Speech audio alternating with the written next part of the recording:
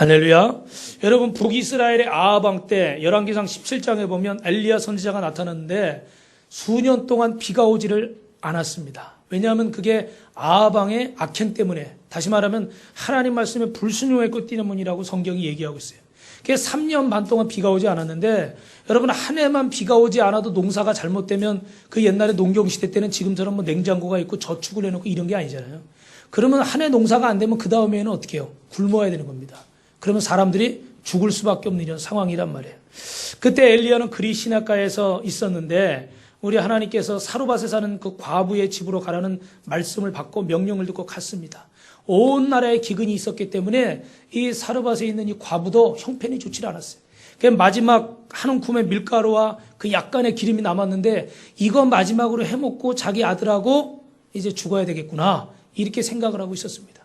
그런데 딱 하나님이 보낸 종이 와서, 엘리야 선지자가 와서 하는 말이, 그 마지막 먹고 죽으려고 했던 그 음식을 나에게 대접해라. 주의 종에게 대접해라.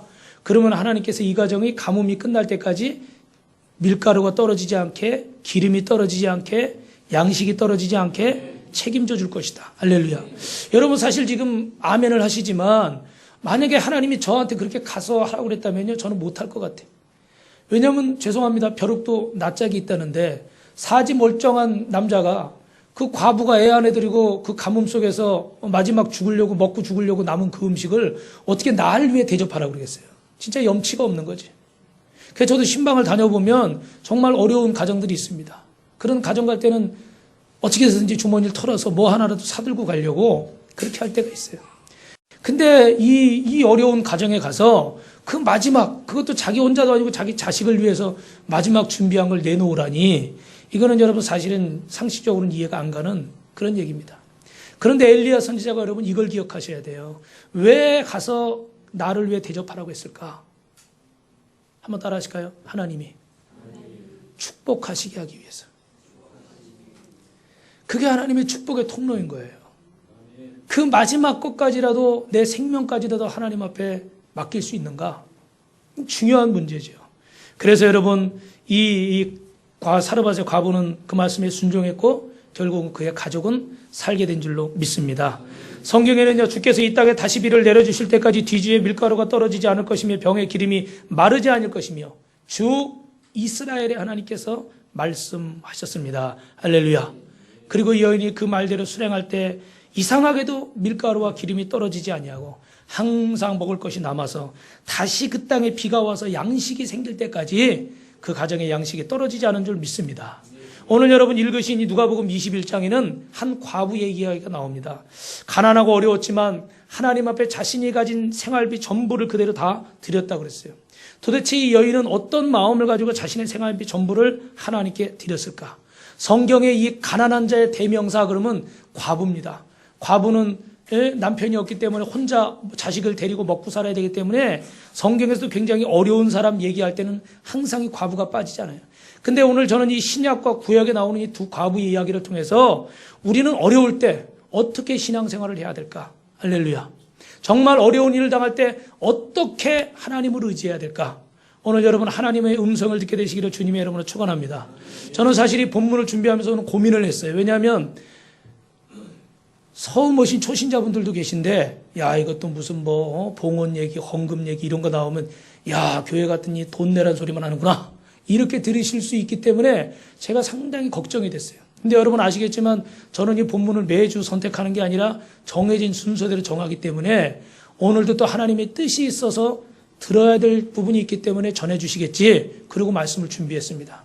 그러니까 여러분이 마음의 문을 여시고 사람이 하는 이야기, 돈 좀 내라, 이 얘기를 듣지 마시고, 저는 여러분이 저한테 뭘 안 해주셔도 저는 먹고 삽니다. 왜요? 하나님이 계시니까. 네. 그러니까 뭐 돈 내라 이런 얘기를 듣지 마세요. 하나님의 음성으로 들으시기를 주님의 이름으로 축원합니다. 그래서 여러분 첫 번째로 여러분 주보에 보시면 설교 노트가 있는데 첫 번째 제목은 한번 따라 합시다. 어려울 때일수록 하나님을 붙잡읍시다. 우리는 어려울 때일수록 하나님께 더 가까이 가야 된다는 사실을 이미 알고 있습니다. 오늘 이 본문에 나온 이 열왕기상에 나온 사르밧의 여인도 자기 능력으로는 이 가뭄을 극복할 수 없었어요. 그래서 절망할 수밖에 없습니다. 온 나라가 다 기근이었기 때문에 뭐 옆집 철인에 가서 순인에 가서 잠깐 식량을 빌려올 수 있을 만한 상황도 되지를 않았던 것입니다. 더욱이 자신을 책임져줄 남편이나 부모나 형제도 없는 상황이었던 것 같아요. 분명한 것은 지금 남아있는 밀가루와 이 기름을 가지고는 떡을 만들어도 단 한 끼 정도밖에 해결할 수 없었다는 거지. 그때 엘리야 선지자가 나타났고 마지막 그것을 하나님의 종을 위해서 드리면 하나님이 책임주신다는 약속을 믿고 그대로 행했습니다. 오늘 누가복음 21장에 나온 두 렙돈 바친 여인도 이 돈으로는 두 렙돈은요 몇 천 원 정도밖에 안 돼요. 두 렙돈 위에 데나리온이 있고, 데나리온은 노동자 하루 품삯이라고 그랬죠. 그 위에 또 뭐가 있습니까? 한 달란트. 예. 이 렙돈은 아주 낮은 화폐의 단위예요. 그래서 몇 천 원 정도밖에 안 깨기 때문에 예를 들어 5천 원이나 칩시다. 요즘 5천 원 가지고 점심 먹기도 어렵잖아요. 웬만하면 7, 8천 원. 그죠? 그러니까 한 끼 정도밖에 해결할 수 없는 그런 상황이었단 말이에요. 그러니 이거 내가 가지고 있어 봐야 결국 내 생명을 지키는 것은 어렵다는 거예요. 여러분, 극한의 어려움에 처할 때 우리가 택할 수 있는 길은 두 가지입니다. 죄송하지만 절망해서 스스로 삶을 포기한다거나 아니면 뒤를 쳐다보며 하나님께 위를 쳐다보면서 하나님께 전적으로 맡기는 것인 줄로 믿습니다. 성경에 나온 오늘 이 두 과부, 두 여인은 이 어려울 때 포기한 것이 아니라 절망한 것이 아니라 위를 쳐다보고 하나님을 바라본 줄로 믿습니다. 그래서 사도 바울은 뭐라고 그랬어요? 어려운 일 당할 때 사방으로 우겨쌈을 당할 때 어디는 열려 있다고 그랬어요? 사방 다음에 뭐예요? 몇 방이에요? 5방. 하늘이 5방이라고. 사방으로 우겨쌈을 당할 때 하늘을 향한 뭐는 열려 있어요? 기도의 문은 열려 있다. 할렐루야. 그러니까 정말 인간적으로 가정이 어렵고 직장이 어렵고 사업장이 어렵고 내 건강 문제가 있을 때, 내 자녀에게 문제가 있을 때, 여러분 어떤 어려움의 상황이 닥칠 때 그때 우리는 어디를 바라봐야 돼요? 하늘을 바라봐야 돼요. 그리고 하나님 앞에 기도하셔야 될 줄로 믿습니다. 시편에는요 정말 어려운 상황에서 하나님께 부르짖은 기도한 내용들이 많이 나와 있어요. 시편 18편 6절에 보니까 내가 고통 가운데 주께 부르짖고 나의 하나님을 바라보며 살려달라고 부르짖었더니 주께서 그의 성전에서 내 간구를 들으셨다. 주께 부르짖은 내 부르짖음이 주의 귀에 다다랐다. 할렐루야. 시편 62편에는 내 영혼아 잠잠히 하나님만 바라라. 내 희망은 그에게서 온다. 하나님은 나의 반석이시고 나의 구원이시고 나의 요새시니 나는 흔들리지 않을 것이다. 내 영광과 구원의 하나님께 있다. 하나님은 내 견고한 바이시고 나의 피난처이시니 하나님은 우리의 피난처이시니 백성들아 언제든지 그분만을 의지하고 그분에게 너희의 속마음을 털어놓으라. 할렐루야. 여러분 속상할 때 때로는 부부간에 얘기할 때도 있지만 부모 형제에게 가까운 친구에게 얘기할 때도 있습니다. 근데 여러분 사람에게 얘기해서 안 되는 문제들이 많이 있어요. 그때 우리는 어떻게 해야 될까요? 하나님을 찾으시기를. 그 자리에서 여러분 무릎을 꿇으시고 두 손을 모으시기를. 아니 무릎을 꿇을 수 없다면 두 눈을 감으시고 마음을 모으셔서 하나님 앞에 기도하시기를 주님의 이름으로 축원합니다. 우리가 세상의 정치나 경제나 과학 이런 것에 희망을 둬보기도 합니다. 그러나 사실은 이런 것들은 어떻게 돼요? 우리의 문제를 완전하게 해결할 수 없다는 것을 우리는 압니다. 대통령이 바뀔 때마다 이번 대통령은 좀 낫겠지. 이제 얼마 안 있으면 또 뭐 국회의원 선거 같은 게 있는데 또 이번엔 좀 틀리겠지. 기대를 걸어봅니다. 그러나 여러분 그 기대와 소망이 영원할 수가 없어요. 정말 우리가 어렵고 역경을 당할 때 하나님께 더 가까이 나아가서 부르짖고 하나님 앞에 기도할 때 하나님께서 저와 여러분의 상처를 싸매실 줄로 믿습니다. 중요한 건 우리가 하나님께 소망을 두고 사느냐, 이게 중요한 거예요. 할렐루야. 말씀에 집중하시기를 바랍니다. 하나님께 소망을 두는 거예요. 하나님께. 그래서 우리 마음에 하나님께 소망을 두고 산다는 건 뭐냐면 하나님 앞에 우선순위를 두고 사는 거. 하나님의 일을 가장 먼저 할 수 있는 사람. 하나님의 음성을 가장 먼저 들을 수 있는 사람. 할렐루야. 저도 여러분 목회하면서 제일 어려운 게 뭘까요? 하나님 앞에 우선순위를 두는 거. 겉으로는 제가 이 앞에서 설교를 하니까 예배 시간 지키는 거나 뭐 하는 거나 항상 제가 1번이죠. 그렇죠? 그런데 겉으로는 제가 목사이기 때문에 그게 1번이지만 제 속마음에서도 모든 것의 우선순위가 하나님께 있느냐? 솔직히 그렇지 않은 경우도 있습니다. 때로는 내 가족, 내 자식, 때로는 내 자신의 육신의 일이 먼저가 될 때가 있어요. 근데 우리는요, 정말 하나님 우선순위를 산다는 것은 그 내 마음의 중요한 모든 결정들을 다 어떻게 해? 하나님께 먼저 둘 수 있는 사람. 그게 옛사람을 벗어버린 사람이에요. 죄송하지만 이 자리에 계신 분들 중에도 아직도 세상과 하나님을 겸하여 섬기는 분들이 분명히 계실 겁니다. 여러분, 그 한쪽 발을 과감히 뛰시는데 하나님께 두었던 발을 띄어서 대마처럼 세상으로 가지 마시고 세상에 두었던 발, 가족, 혈연, 지연, 친구, 친족, 세상에 여러분의 두었던 발을 떼서 하나님께 두 발을 다 온전히 디디십시오. 그것이 거룩한 땅이고 그곳에서 하나님의 응답과 기적이 임할 줄 믿습니다. 왜 응답이 오지 않는가? 왜 하나님이 내 기도를 안 들으시는가? 가만 생각해 보세요. 아, 내가 아직도 세상에 한 발을 두고 있구나. 온전히 내가 하나님 앞에 서지 못하고 있구나. 그리고 그때 기도하십시오. 낙심하지 마시고 하나님, 나 이거밖에 안 됩니다. 하나님이 저를 도와주셔서 정말 제가 온전히 주님을 바라볼 수 있도록 역사해 주시옵소서.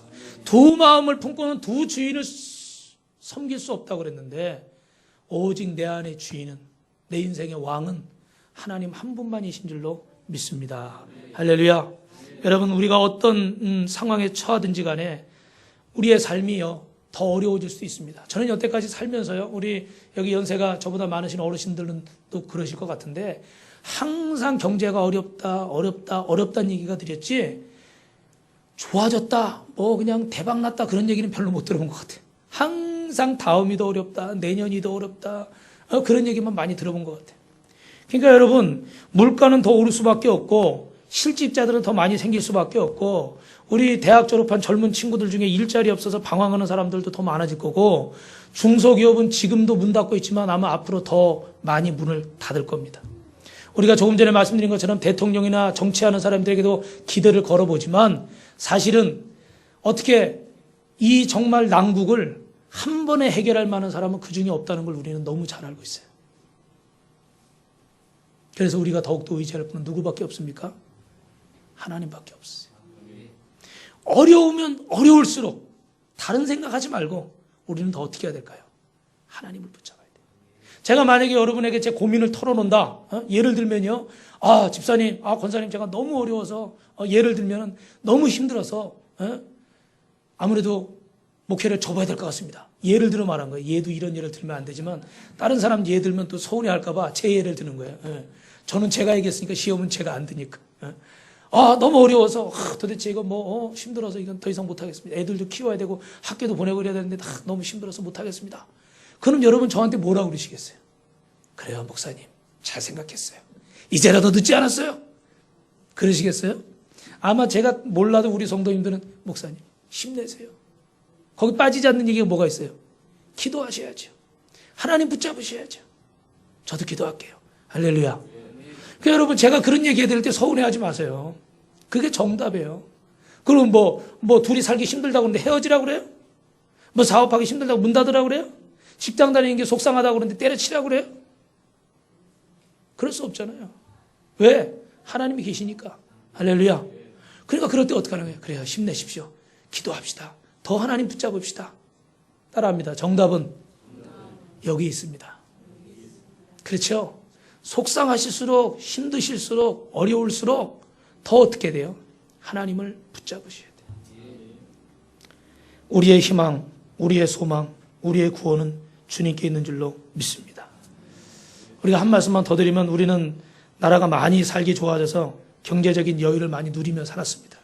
그래서 신앙생활을 아무래도 게을리하게 되겠죠. 가난했을 때처럼 열심히 기도하지 못하고 정말 간절함과 감사함으로 사모함으로 예배드리지 못하고 있습니다. 생활의 여유를 즐기니라 주말이면 놀러 가느라 오늘은 우리 성도님 중에 몇 분이 빠지셨는데 사정이 있으셔서 빠졌는데 주말이면 놀러 가느라 고속도로가 다 막힙니다. 평상시 평일날보다 주말에 차가 더 많은 이유가 어디 있는지 우리는 알고 있죠. 그만큼 우리가 어떻게 돼요? 살기가 좋아진 거예요. 그래서 뭘 하나도 선택해도 한 10여 년 전, 20년 전부터 항상 죄송합니다. 빠지지 않는 단어가 뭐예요? 웰빙이란 단어 아니에요. 그죠?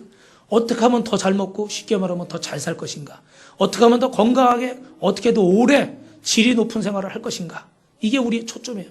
그러니까 사업도 장사도 다 그런 것에 초점 맞은 일들은 잘 되는 거죠. 그죠? 시대가 바뀌었습니다. 그런데 여러분, 시대가 바뀐 것처럼 우리의 믿음도 바뀌었어요. 정말 간절히.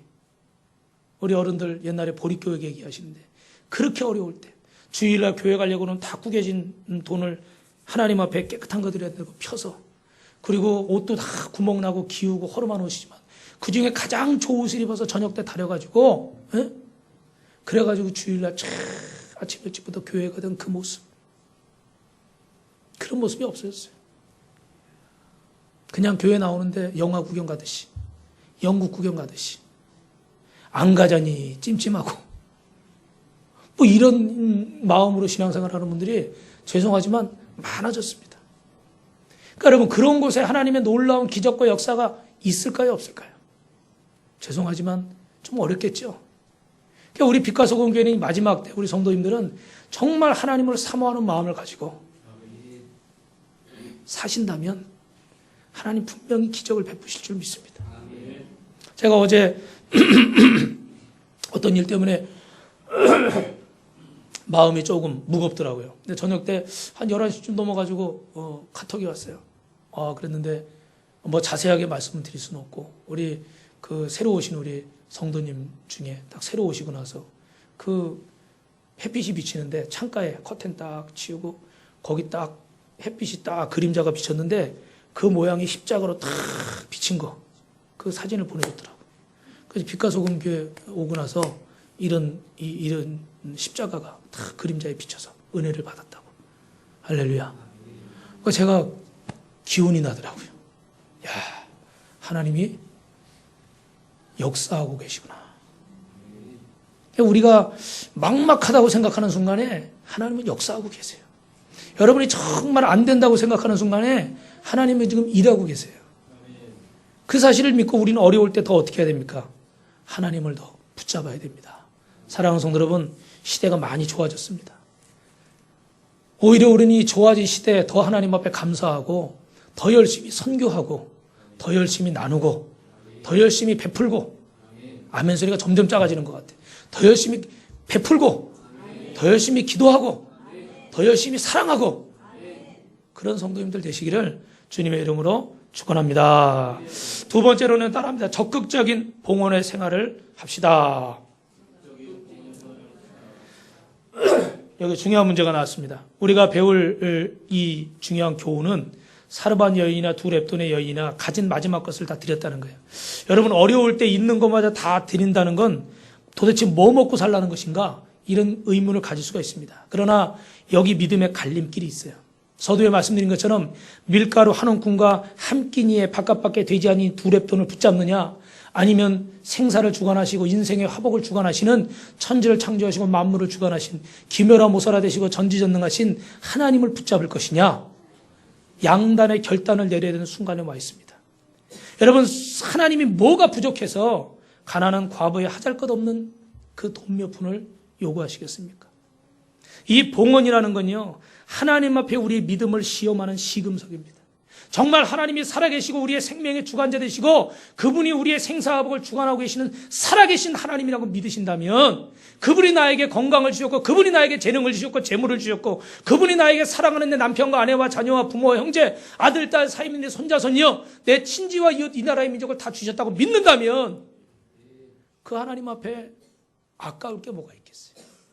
그 하나님 앞에 두려울 게 뭐가 있겠습니까?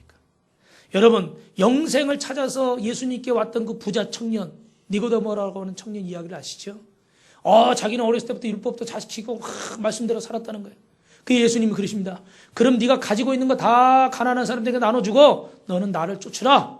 그랬더니 이 부자 청년이 어떻게 했다고 그래요? 성경에 보니까 가진 것이 많아서 근심하며 돌아갔더라. 그래서 부자가 어떻게 해요? 천국에 들어가는 게 낙타가 바늘기 들어가는 것보다 어렵다. 그런 말씀을 예수님 비유로 말씀하셨잖아요. 그 이후에. 여러분, 중요한 게 여기 있어요. 서두에 말씀드렸던 얘기 잘 들으세요. 예수님은 우리의 재산을 요구하시는 건 아니라 하나님께 전적인 신뢰를 요구하시는 겁니다. 무슨 말씀인지 이해하시겠어요?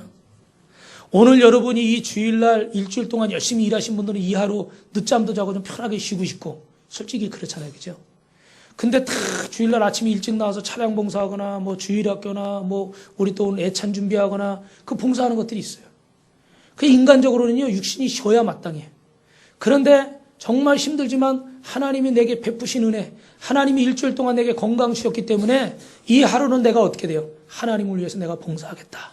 섬기겠다. 그런 마음에 감사한 마음이 들면 어떻게 돼요? 그게 기쁨으로 하게 되죠. 믿으시면 아멘 하시기 바랍니다. 그겁니다. 하나님의 살아계심을 믿는다면 이 마음으로 할 수가 있는데 하나님의 살아계심을 믿지 못하면 인간적인 생각이 드는 거예요.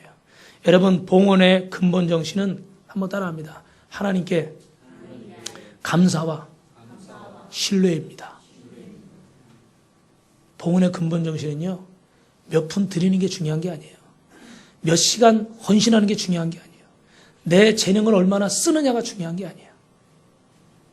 하나님 앞에 감사하는 마음, 하나님을 신뢰하는 마음, 그 마음이 있으면 하나님 앞에 내 마음과 정성을 드리게 될 줄로 믿습니다.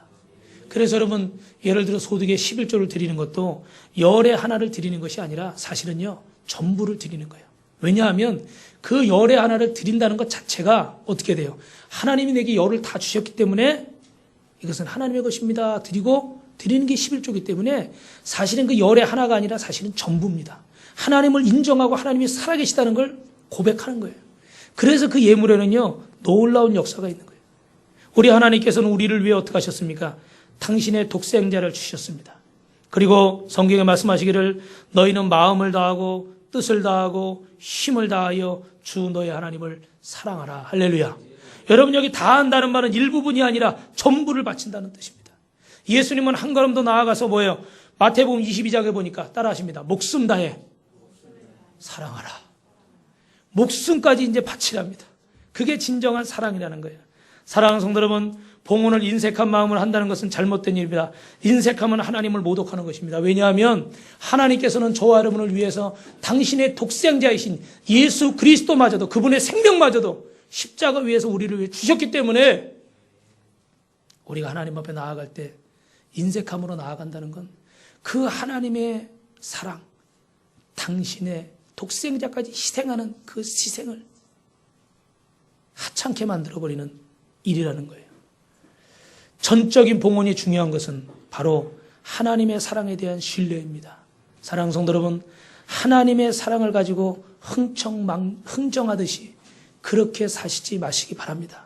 예를 들면 여러분, 한 가지만 예를 듭시다. 내가 어떤 죄를 졌습니다. 그런데 어떤 사람이 나를 대신해서, 가끔 그런 일 있잖아요. 부모나 형제가 그 가족이나 형제의 죄를 대신해서 감옥에 가는 경우가 있어요. 뭐 영화 같은 데 보니까 그 조직 폭력배 아저씨들 사이에서도 형님을 대신해서 밑에 부하가 그 죄를 뒤집어 쓰고 들어가서 몇 년 살고 나오면 너 먹을 거 챙겨줄게, 먹고 살 거 챙겨줄게. 그런 경우들 여러분 가끔 보셨죠. 근데 여러분, 누군가 정말 나를 위해서 내 죄값을 다 치러주고 내 죄를 대신해서 사라진다거나 나를 대신해서 죽어줬다고 그럽시다. 혹시라도 그런 상황이 되었을 때 여러분, 그 삶을, 이 사람이 덤으로 얻은 인생인데 막 흥청망청하면서 술이나 마시고 다니고 어디 놀러만 다니고 뭐 이런 삶을 한번 산다고 생각해 봅시다. 여러분, 그를 위해서 희생하고 생명을 바친 그분이 얼마나 그 모습을 보면서 어떻게 했어요? 속상하고 안타깝고 아깝겠습니까? 정말 하나님이 살아계셔서 우리를 위해서 당신의 독생자를 우리에게 주셨는데 우리가 이 덤으로 얻은 이 인생을 주님을 위해 살지 못하고 세상에 허망한 것만을 바라보며 산다면, 흥청망청하며 산다면 얼마나 주님 보실 때 안타깝겠어요. 사랑하는 성도 여러분, 예수님은 너의 보물이 있는 곳에 마음도 있다고 그랬습니다. 오늘 저와 여러분의 마음이 있는 곳에 보물이 있어요. 여러분의 보물이 있는 곳에 마음도 있습니다. 하나님의 살아계심을 믿으시고 하나님의 사랑 앞에 감사하고 의지하는 분들 되시기 바랍니다. 결국 무슨 얘기냐? 정말 어렵고 힘들 때 따라하십니다. 물질 의지하지 말고 하나님을 의지합시다. 할렐루야. 마지막으로 세 번째입니다. 따라합니다. 신뢰하는 자에게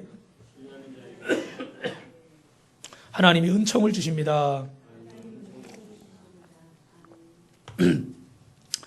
오늘 이렇게 기침이 많이 나서 죄송합니다. 하나님은 그를 신뢰하고 따르는 자에게 큰 은총을 베풀어 주셔요. 오늘 사르밧 여인이 엘리야의 말씀을 따라서 한 움큼의 밀가루와 기름을 가지고 이 빵을 만들어서 하나님 앞에 믿음으로 헌신했을 때 3년 동안 그 땅에는 비가 오지 않아서 다른 사람들은 다 굶고 어려움을 겪고 고통받고 굶어 죽어갔지만 이 사르밧 여인의 가족과 그 예언자 엘리야 선지자가 함께 그 생명을 지킬 수가 있었습니다. 더욱이 그 뒤에 말씀에 보면 그 외아들이 병에 걸려서 죽게 되었습니다. 근데 하나님께서 엘리야 선지자를 통해서 기도하게 하시고 이 아들의 생명까지 살리신 줄 믿습니다. 이 여인은요, 아주 작은 투자를 통해서 3년 반 동안 넉넉하게 먹고 살았을 뿐만 아니라 생명을 지켰고 또 하나는 죽을 수밖에 없었던 자기 아들까지 어떻게 해요? 살렸어요. 우리도 세상에서 어떤 투자를 할 때 항상 고민하잖아요. 예? 이 가격 대비 가성비라고 그러죠. 그죠? 가격 대비 성능이 좋고 가격에 비해서 좋은 물건 구입하려고 그런 투자하려고 그러면 애를 많이 쓰시잖아요. 이 사르밧 여인은 지금으로 치면요, 가성비 짱. 안 웃으시네. 나이 드신 분들이라 잘 이 말을 못 알아듣지. 가성비 짱 투자를 한 거예요. 그 밀가루 한 움큼하고 기름 요만큼 들이고 나서 근데 그게 자신의 생명과 직결되는 일이기 때문에 사실은 소중한 거죠. 그죠? 근데 그걸 하나님 앞에 헌신하고 나서 자기의 생명을 지켰을 뿐만 아니라 자기 아들의 생명까지 살리는 놀라운 축복을 받은 줄로 믿습니다. 성경은 말합니다. 하나님을 사랑하고 신뢰하는 자에게는 모든 것이 협력하여 선을 이루느니라. 하나님은 하나님의 말씀을 오늘도 믿고 순종하려고 하는 자를 기뻐하시면서 그분에게 하나님의 큰 은총을 베풀어 주시는 줄 믿습니다. 잠언 3장에 보니까 너의 재산과 땅에서 얻은 모든 첫 열매로 주님을 공경하라. 그러면 너의 창고가 가득 찰 것이고 너의 포도주통에 포도주가 넘칠 것이다. 할렐루야. 말라기 3장 10절에 너희는 온전한 11조를 창고에 들여놓아 너의 집에 먹을거리가 넉넉하게 하여라. 이렇게 바치는 일로 나를 시험하여 내가 하늘 문을 열고서 너희가 쌓을 것이 없도록 복을 붓지 아니하나 보아라. 나 만군의 주 여호와의 말이니라. 할렐루야. 진정으로 풍성한 영적 생활을 맛보려면 하나님을 사랑하고 전적으로 하나님 앞에 여러분을 맡기시길 바랍니다. 세상 것을 의지하지 마시고 하나님을 의지하시기를 주님의 이름으로 축원합니다. 말씀을 정리하겠습니다. 사도 바울은 자기에게 있는 육체의 가시를 없애달라고 3번이나 간절히 기도했습니다. 근데 하나님은 거기다가 뭐라고 말씀하세요? 내 은혜가 내게 족하도다. 이 육체의 가시를 지닌 채 아마 그는 죽는 날까지 살았을 것입니다. 그러나 그는 이 기도를 통해서 체험한 게 있어요. 육체의 가시는 없어지지 않았지만 자신이 약할 때 하나님의 더 큰 능력이 임한다는 거. 내가 힘들고 어려우면 어려울수록 어떻게 돼요? 하나님의 은혜는 더 어떻게 해요? 크게 역사한다는 거. 할렐루야. 여러분, 내가 한 손으로 일할 때 도와주는 것과 두 손으로 일할 때 도와주는 건 틀리겠죠. 내가 약하다는 것은 두 손 두 발 다 쓰지 못하고 정말 한 손으로밖에 할 수 없는 그런 상황에서 하나님이 역사하실 때 그 도움은 어떻게 해요? 더 큰 거죠. 사도 바울은 이걸 발견해요. 여러분, 병 들었을 때 기도하면 하나님 고쳐주실 줄 믿습니다. 그러나 죄송하지만 모든 병이 다 고침받는 건 아닙니다. 그러나 그 병 때문에 우리는 더 큰 하나님의 은혜를 체험하게 될 줄 믿습니다. 여러분, 저는 이 말씀을 분명히 드리겠어요. 여러분이 어려울 때 하나님 앞에 헌신하면 하나님은 몇 배를 갚아주실 것입니다. 이렇게 말하지 않겠습니다. 그렇게 말하지 않겠다고요. 그렇게 많이 들으셨죠? 저는 그렇게 말씀드리지 않을게요. 왜냐? 그렇게 생각하고 헌신하는 사람은 이미 계산하고 하는 거예요. 인색한 사람입니다. 하나님은 아무 계산하지 않으시고 당신의 독생자를 우리 위해 주셨어요. 오늘이 예수님의 십자가에 달리신 사순절을 준비하는 29일째 날입니다. 주님은 우리를 위해 당신의 목숨을 내어놓으셨는데 우리는 주님을 위해 무엇을 하고 있습니까? 찬송가에도 나오잖아요. 내 너를 위하여 몸 버려 피 흘려 내 죄를 속했건만 너는 나를 위해서 무엇을 하느냐. 사랑하는 성도 여러분, 대신에 제가 자유함을 여러분에게 하나 드리겠습니다. 여러분 마음속에 정말 하나님의 사랑이 느껴지고 믿어지고 확신이 온다. 감동이 올 때 그때 순종하십시오. 이 말씀 듣다고 목사님은 뭐 하라는 거야? 아니요. 뭐 여러분 솔직히 말해서 제가 하란다고 하겠어요? 말도 되게 안 듣더구만. 기도하라 그래도 기도 안 하고 뭐 하라 그래도 안 하고 말도 되게 안 듣는데 뭐 제가 하란다고 하겠습니까? 대신에 오늘 전하는 이 말씀이 하나님의 음성으로 들려져서 감동이 오시고 하나님의 사랑과 확신이 여러분 마음에 들어오면 그때 하셔도 늦지 않습니다. 다만 그 마음에 성령이 주시는 감동이 있어요. 그때 거부하지 마시고 하나님 말씀에 순종해서 나아가시면 하나님이 역사하실 줄 믿습니다. 전부를 드린다는 것은 계산하지 않는다는 것이에요. 우리가 계산할 수 있는 한계를 넘어선 것이기 때문에 우리 하나님의 사랑은 계산해서 우리가 드릴 수 있는 것이 아닙니다. 그러나 보잘것없는 것이지만 주님께 드려서 우리가 그 사랑 앞에 감사하는 겁니다. 입술로만 구원하신 것에 감사하다고 말하는 것이 아니라 정말 내 삶을 들여서 하나님 앞에 감사하는 것입니다. 사랑하는 성도 여러분, 당신에게 어려움이 있을 수 있습니다. 그럴수록 하나님께 더 가까이 나아가시고 하나님을 간절히 붙잡으시고 사모하시고 기도하시기를 주님의 이름으로 축원합니다. 여러분의 가진 것에 집착하고 매달리지 말고 하나님께 헌신할 때 하나님이 나에게 더 큰 놀라운 기적을 베푸신다는 사실을 기억하시기를 주님의 이름으로 축원합니다. 그래서 여러분 더 많이 봉사하시고 더 많이 봉헌하시고 더 열심히 기도하고 예배하시기를 주님의 이름으로 축원합니다. 이 얘기하고 마칠게요. 제가 예전에 우리 청년 중에 한번 말씀드렸나요? 나래라고 있었어, 나래. 근데 이 친구가 어릴 때 어머니가 돌아가시고 아버지는 집을 나가서 혼자 사시고 친척들한테 맡겨놨는데 이제 뭐 고등학교를 졸업하고 20살이 돼서 혼자 조그만 자취방 얻어 자취하면서 열심히 아르바이트 해가면서 또 이 친구가 연극을 하고 싶어요. 그래서 열심히 연극을 하면서 살았습니다. 근데 어느 날 이 친구가 안 보여요. 근데 알고 봤더니 그 떨어져 살던 그 아버지가 병원에 입원했다는 거예요. 저 성 빈센트 병원에. 제가 그때 서울에 있을 때인데 거기 입원했는데 가보니까요. 폐가 한쪽이 다 망가져가지고 구멍이 나서 산소호흡기 끄고 빼샥 말라가지고 어떻게 사셨는지 아마 술, 담배 엄청 하신 것 같아. 뭐 이렇게 몸으로 노동하는 그런 곳에 계셨기 때문에 그리고 혼자 계시니까 막 생활이 엉망이잖아요. 음식도 뭐 막 엉터리로 막 잘 챙겨 드시지 못하고 그랬을 것 같아요. 그랬는데 이 아버지가 그러고 누워있는데 친척들 중에 누가 뭐 도울 만한 사람도 없고 이 친구도 이제 나이 20살 돼서 겨우 자기가 아르바이트 해가지고 어떻게 살아보려고 그러는데 오히려 차라리 이 아버지가 연락을 안 했으면 좋은데 이 연락까지 왔는데 자식 입장에서 그래도 미운 아버지지만 내 아버지 아니에요. 그죠? 그러니까 어떻게 해요? 어떻게 해서든지 이 친구가 막 해보려고 하는데 뭐 할 수 있는 게 없어. 이것만 떼면 이제 뭐 목숨을 잃을 수 있으니까. 퇴원도 못하고 병원비는 많이 나오고. 그렇다고 제가 이제 거기까지 서울에서 신방 갔는데 뭐 제가 뭐 1,000만 원을 주겠습니까? 1억을 주겠습니까? 그럴 수도 없잖아요. 대신에 제가 어려울 때지만 한 가지 얘기를 했어요. 청년들은 여러분 순수한 게 있어요. 처음엔 낯을 가리는데 마음만 열면요. 순수해서 다 순종을 잘합니다. 근데 우리 어른들은 처음에 매너가 있기 때문에 참 잘하셔. 근데 죄송하지만 순수하지 않아서 잘 순종을 안 하셔.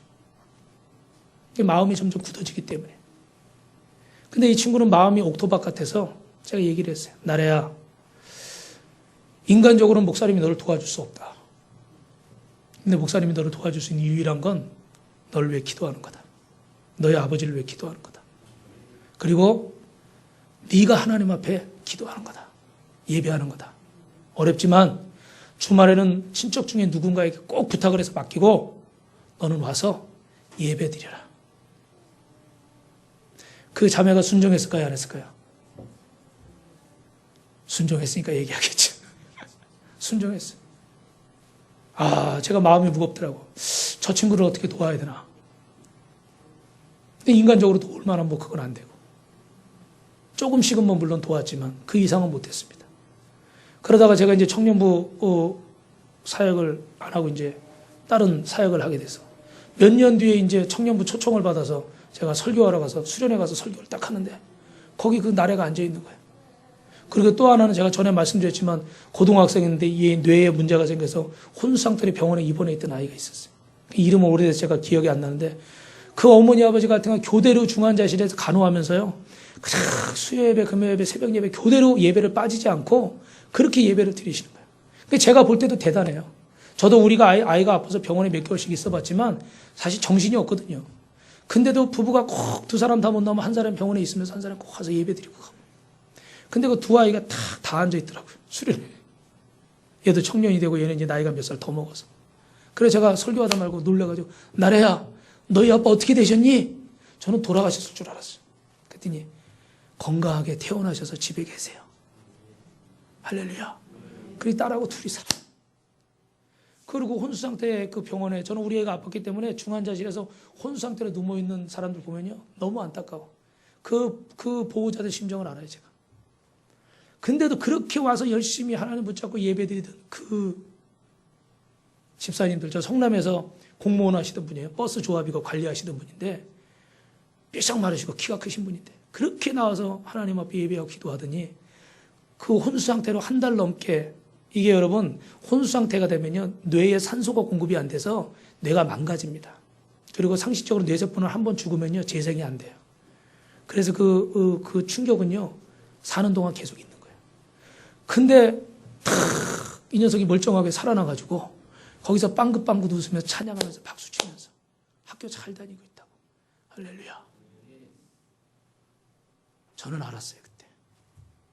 물론 그전에도 조금 알았지만 어려울 때일수록 우리는 누구를 붙잡아야 되냐? 하나님을 붙잡아야 된다.